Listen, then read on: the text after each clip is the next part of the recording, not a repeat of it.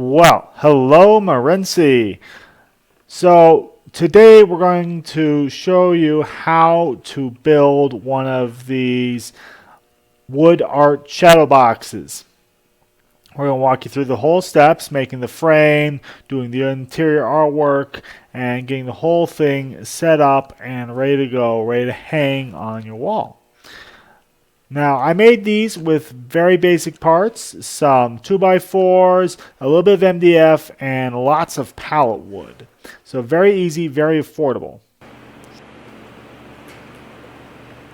So to start this off, I took my 2x4 material, and I'm going to go ahead and cut off 1/2 inch from one side and 1/4 inch from the other side. So that's going to take it from a 3.5 inch board down to a 3-inch board. And then from there, I'm going to trim it down to a 2 3/4 inch board. And the reason I'm doing this is because I want to have 2 nice, clean cut sides. Right now, if I were to just set it at 2.5 inches, my target, and flip on the machine and make the cut, I would have one very nice clean edge and one not so nice rough edge. I'd have to spend a heck of a lot of time sanding. Now the reason I don't just make 2 1/2 inch cuts to take it from 3.5 inches straight down to 2.5 inches is I actually want that last 1/4 inch to be able to run it through the planer and end at my goal of 2.5 inches. Running through the planer is a sort of a cheaty way to avoid doing a lot of sanding. If I run it through the table saw and get it straight at 2.5 inches, well then I've got to sand out any little burn marks or any little carbonization that the saw might leave or any other rough spots that the saw might leave. If I send it through the planer, that's a much cleaner cut, and I can just sand off the little slivers or that type of thing really easily. So make a cut, make a second cut, plane down, and believe it or not, it will take less time.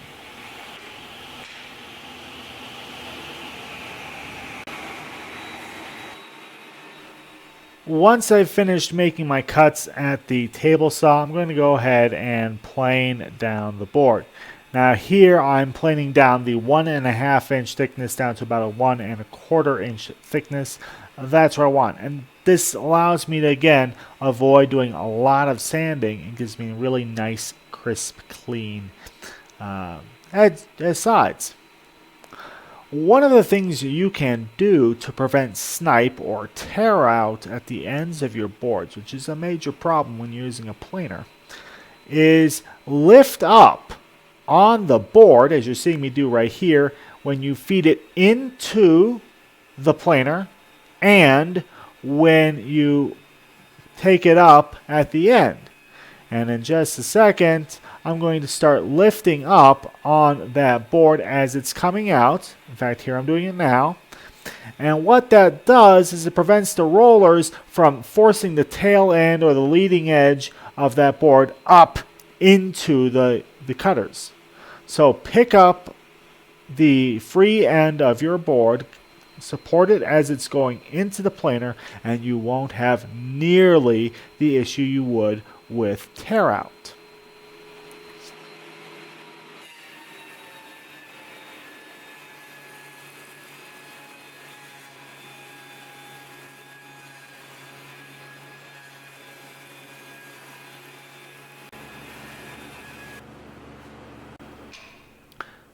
So for this project, I decided to try something new.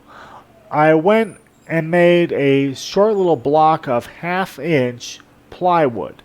And I know that it's 1/2 inch because I went ahead and measured it and found one that is right where I want it. You can also use MDF. And I'm using that to set the blade of my table saw. Known depth, 1/2 inch is what I want. It should work out fine. After that, I went ahead and set the fence of the table saw. And from there, I'm going to go ahead and run a test block just to make sure that the cuts are performing as I expect.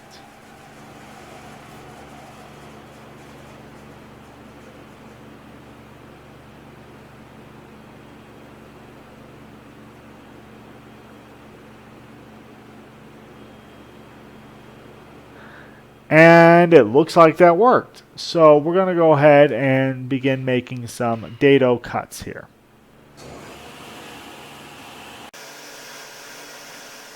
With the blade set properly, I can go ahead and begin making my cuts. I'm going to start this by making sure that the board has its cup side down. When you look at a board on edge, you will see one side that has a crown, or sort of a mounded or hilled area, and one side that has a valley or a cup on it. I'm going to make sure that that side is down. It's going to help me move the wood through the table saw in a controlled manner. Now, I actually have a dado blade that I would normally use, and any other time I would recommend, if you happen to have a dado blade, that you go ahead and use it for this project. However, I realize that some people making this won't have access to a handy dandy dado blade, and so I decided to try doing it the old-fashioned way, using just a standard all-purpose blade. It takes a lot of time, and as you're going to see in a little bit, you have to do a little bit of cleanup. But the procedure is pretty basic.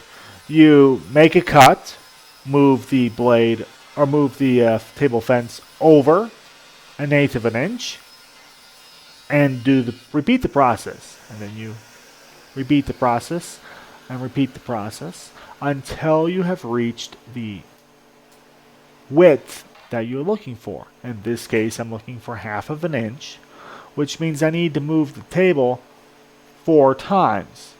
I actually end up moving the table a 5th time because I want a little bit of slop, and because, as good as my measurements here are, I'm sort of roughing it, and I came up a little short of 1/2 of an inch in width on the 4th pass. You still have to clean up, and it's still a pain in the neck. So if you happen to be lucky enough to have a dado blade, use that. It'll save you time.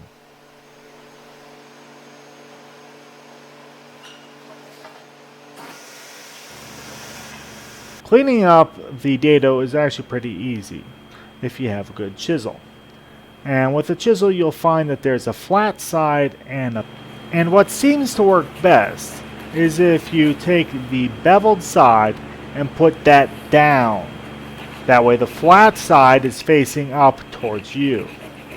Then the beveled side slides across the dado, and the flat side is actually what does the job of cutting the wood and creating those shavings that you want and cleaning up the dado.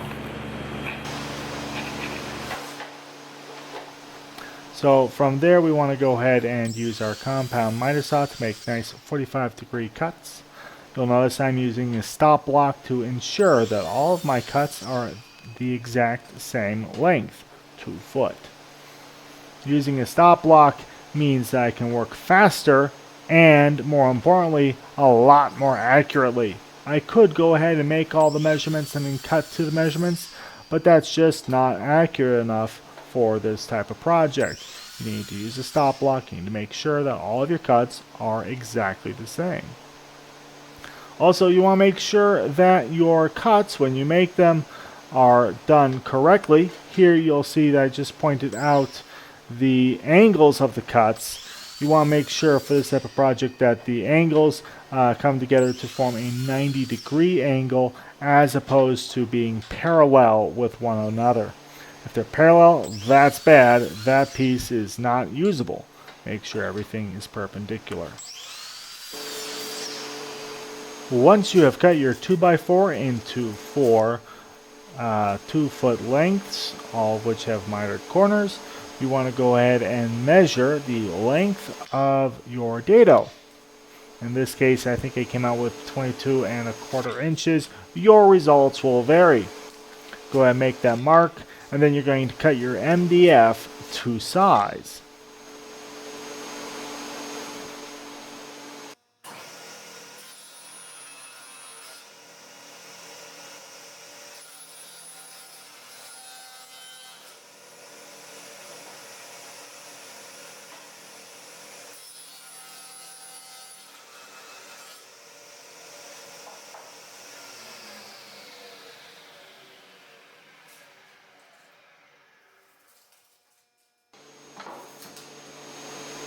Once you have the 2x4s and MDF cut to size, you want to go ahead and test fit everything.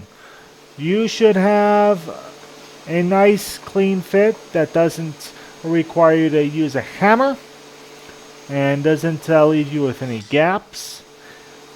If you have gaps or need to use a hammer, it's time to go back to the cutting board and trim things down a little bit more. Now, the only problem with that is you can always trim things down. You can never add back what you have removed. So make sure you get it right the first time is my personal recommendation here.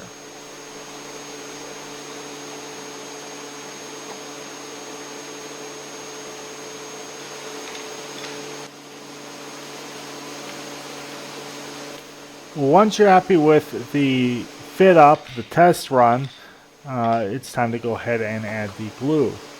To do this, take a squeeze of glue and just run it down the dados.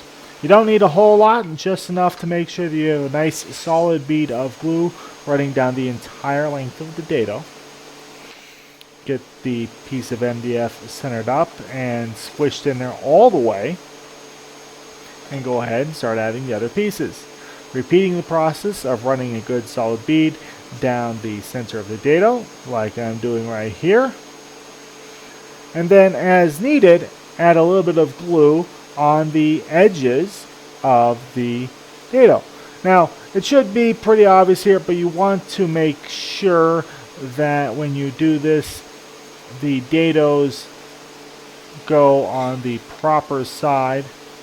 If they don't, chances are you will know right away that you've screwed something up because the two pieces of wood will be offset and it won't look right. But if you're doing something that's sort of got tight tolerances on it or similar dimensions on it, that can be more of a problem. Once you've got sort of a top and bottom on it, I would go ahead and recommend putting everything on the clamps as you're seeing me here. And from there, just add on that last piece and start applying the clamps.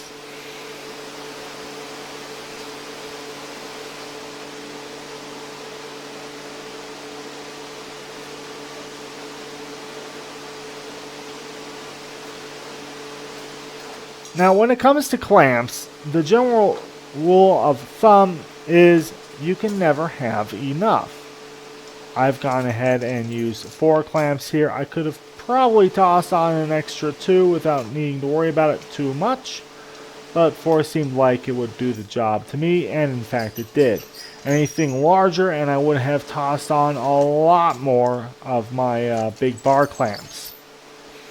As you're clamping things down, you want to go ahead and sort of ooch things around. Use the clamps to sort of square up your boards as much as possible. You should have no gaps and no overhangs. So when you see me going back and forth and loosening the clamps up and tightening other clamps down and generally going back and forth, what I'm doing there is using the clamps to sort of ooch the 4 or 5 pieces of wood around to do what I want them to give me nice, crisp, clean corners with no overhangs and no gaps.